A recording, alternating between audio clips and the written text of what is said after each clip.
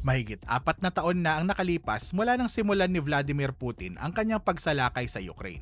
Akala ng karamihan ay babagsak agad ang Ukraine sa harap ng mas malaking hukbo ng Russia. Pero hindi yon ang nangyari.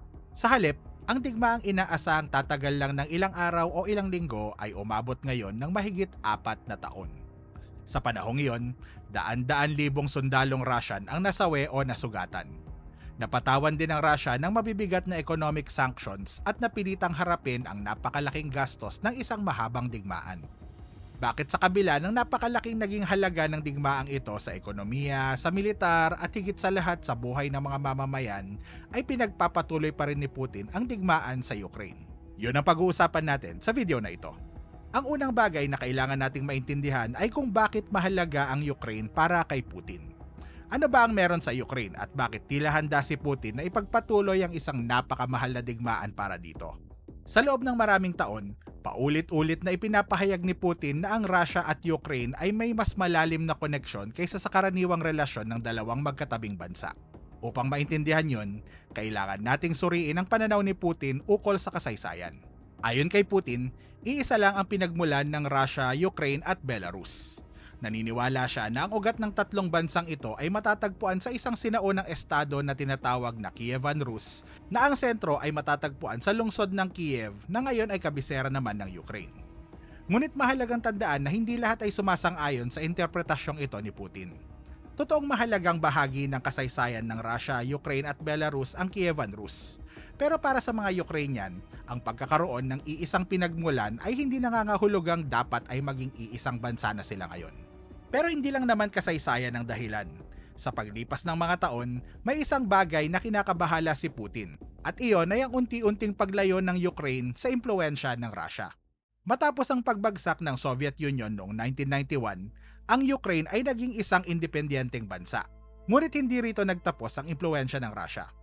Sa paglipas ng mga taon, unti-unting nahati ang opinyon ng maraming mga Ukrainian kung anong direksyon ang dapat tahakin ng kanilang bansa.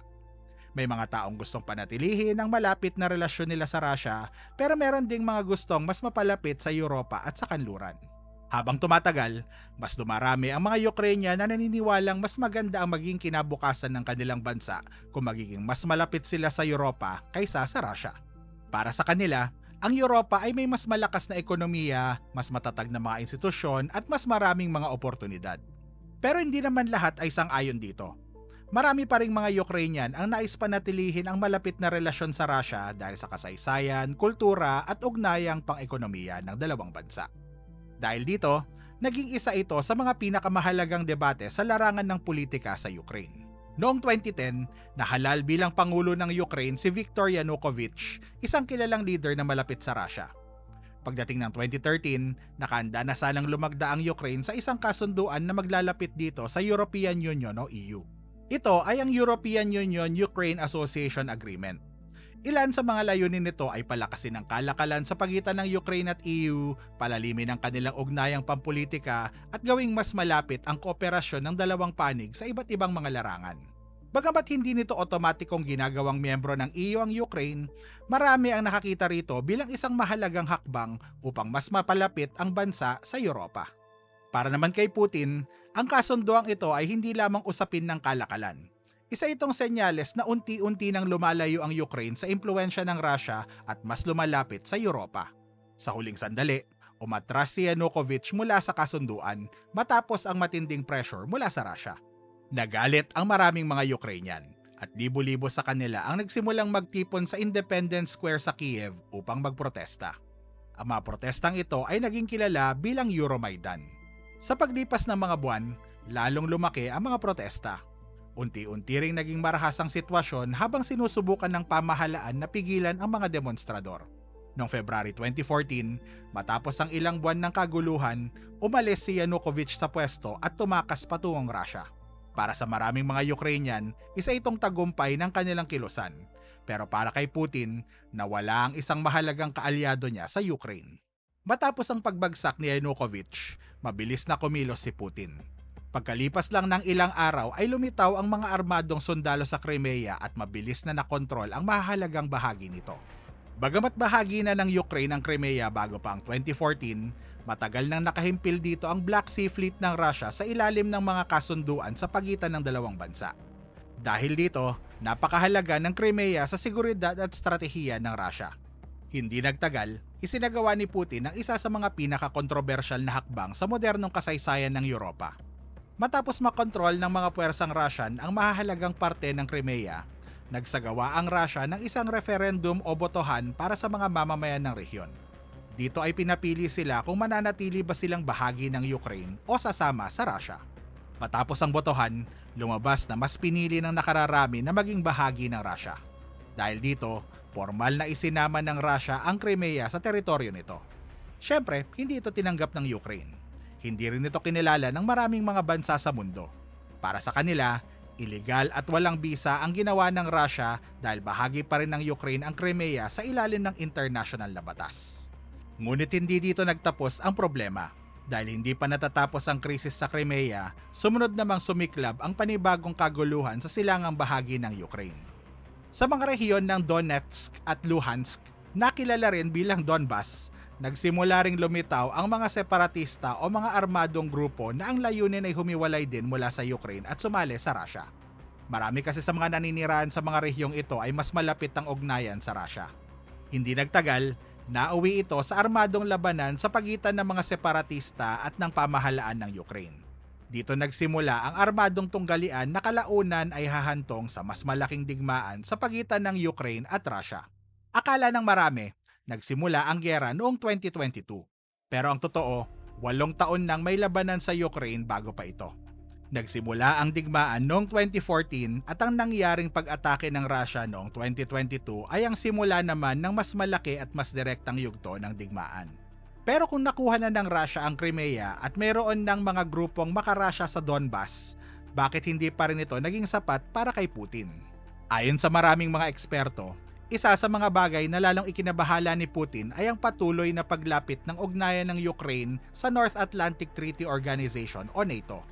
Isang alyansang militar na pinamumunuan ng Amerika at matagal nang itinuturing ng Russia bilang pangunahing banta sa seguridad nito. Sa loob ng maraming taon, paulit-ulit na binabatikos ni Putin ang paglawak ng NATO sa silangang Europa. Para sa kanya, habang lumalapit ang NATO sa hangganan ng Russia, mas lumalaki rin ang banta sa seguridad ng kanyang bansa. Kung sasali ang Ukraine sa NATO, para na ring lumapit sa mismong hangganan ng Russia ang alyansang militar na matagal na nitong tinitingnan bilang pangunahin nitong karibal. Pero hindi lahat ay sumasang-ayon sa argumentong ito. Itinuturo ng mga kritiko ni Putin na hindi pa miyembro ng NATO ang Ukraine noong 2022 at wala ring agarang plano ang alyansa na tanggapin ito bilang isa sa kanilang mga miyembro. Para sa maraming eksperto, maaring hindi na mahalaga kay Putin kung miyembro na ba ng NATO ang Ukraine o hindi. Ang mahalaga para sa kanya ay ang direksyong tinatahak ng Ukraine at ang posibilidad na tuluyan itong mapunta sa impluwensya ng kanluran. Sa pananaw ni Putin, kung magpapatuloy ang prosesong ito, maaaring dumating ang panahon na tuluyan nang mawala ang Ukraine sa impluwensya ng Russia. Kaya noong February 24, 2022, inilunsad niya ang malawakang pagsalakay sa Ukraine. Pero dito nagsimulang gumuho ang mga plano ni Putin. Ayon sa maraming analyst, inaasahan ni Putin na mabilis na babagsak ang Kiev, mapapatalsik si Volodymyr Zelensky sa kapangyarihan at mapapalitan ang kanyang pamahalaan ng isang lider na mas pabor sa Russia. Pero hindi yon ang nangyari. Sa halip, nagawa ng Ukraine na pigilan ang pagsalakay ng Russia at pilitin itong umatras mula sa hilagang bahagi ng bansa. Ang digmaang inaasahang matatapos sa loob lang ng ilang araw ay naging isang mahaba at madugong labanan. Dito lumilitaw ang isa pang mahalagang tanong. Kung nabigo ang orihinal na plano ni Putin, bakit hindi na lang siya umatras? Bakit sa kabila ng daan-daang libong nasawi at sugatang sundalo, mabibigat na sanctions at napakalaking gastos ng digmaan ay patuloy pa rin siyang lumalaban? Ayon sa maraming mga eksperto, isa sa mga dahilan ay dahil napakalaki na ng naging kabayaran ng digmaang ito para sa Russia. Sa pananaw ni Putin, kung ititigil niya ang opensiba nang walang malinaw na nakukuha ay halos walang pinagkaiba ito sa pagkatalo. Kung mangyayari yon, hindi lang reputasyon ng Russia ang nakataya, kundi maging ang mismong reputasyon ni Putin. Sa loob ng maraming taon, binuo ni Putin ang kanyang imahe bilang lider na nagbalik ng lakas at impluwensya ng Russia sa mundo. Kung matatapos ang digmaan ng walang malinaw na tagumpay o kapalit sa napakalaking kabayaran nito, maaring magtanong ang maraming mga Russian kung sulit ba lahat ng naging sakripisyo. Pero hindi lang yon. May mga eksperto ring naniniwala na hanggang ngayon ay nakikita pa rin ni Putin ang posibilidad ng tagumpay. Bagamat mabagal ang takbo ng digmaan, nagawa ng Russia na iangkop ang ekonomiya nito sa mga sanctions, dagdagan ng mga produksyon ng mga armas at mag-recruit ng mas marami pang sundalo. Kasabay nito, umaasa rin si Putin na habang tumatagal ang digmaan, mapapagod ang Ukraine at ang mga bansang sumusuporta rito. Sa madaling salita, para sa maraming mga eksperto, hindi pa naniniwala si Putin na natalo na siya. At hanggat naniniwala siyang may tsansa pa siyang makamit ang kanyang mga layunin, malabong basta na lamang niya itigil ang digmaan. Sa huli, walang nakakaalam kung ano talaga ang nasa isip ni Putin maliban sa kanya mismo. Pero, batay sa mga pahayag niya, sa mga naging aksyon ng Russia at sa pagsusuri ng maraming eksperto, isang bagay ang malinaw. Hindi lamang teritoryo ang nakikita ni Putin sa Ukraine. Para sa kanya, ang Ukraine ay bahagi ng kasaysayan, seguridad at impluwensya ng Russia sa mundo. Posibleng mali ang kanyang mga kalkulasyon, posibleng tama ang ilan sa kanyang mga pangamba, at posible rin na kahit gaano katagal ay hindi niya makuha ang lahat ng kanyang mga layunin. Pero hanggat naniniwala siyang may posibilidad pa rin ng tagumpay, at hanggat nakikita niyang mas delikado para sa kanya ang pag-atras kaysa sa pagpapatuloy ng digmaan, malamang magpapatuloy ang labanang ito.